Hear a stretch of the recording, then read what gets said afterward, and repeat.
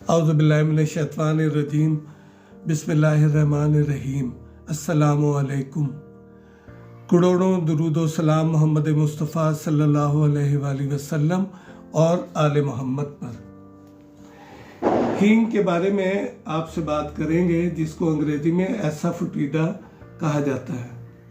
हींग का पौधा ईरान, तुर्कमेनिस्तान, अफ़गानिस्तान के रेतीले इलाकों में पाया जाता है, जबकि हिंदुस्तान में कश्मीर के नज़दीक पहाड़ों में भी इसके पौधे पाए जाते हैं। इसके अलावा ईरानी इलाके किरमान वगैरह के नज़दीक जो पौधा पाया जाता है, उस पौधे से जो हींग हासिल होती है उसे हीरा कहा जाता है। इसकी कई इकसाम है, जिसमें मुल्तानी हींग और कंधारी हींग मशहूर है।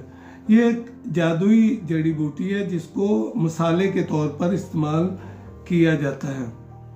हिंदुस्तान के तमाम घरों में इसको इस्तेमाल किया जाता है, खुसूसन आबादी खानों में, जिनमें माश की दाल, आलू, अरबी, गोभी वगैरह। इनके अलावा तमाम दालों के तड़के में भी इसको इस्तेमाल किया जाता है। इसकी खुशबू लहसुन से मिलती जुलती है और इसकी पहचान ये है कि अगर असली हींग का टुकड़ा लेकर उसे माचिस की तीली में लगाकर आग लगाएं तो ये मोम की तरह जलने लगता है। दूसरा, असली हींग को पानी में थोड़ा सा घोलें तो ये पतलापन लिए सफ़ेद रंग का घोल बन जाता है। ये गर्म मिजाज होता है, हाजमे को जो है हींग तेज़ करती है। इसमें बेहतरीन एंटीऑक्सीडेंट अज्जा पाए जाते हैं।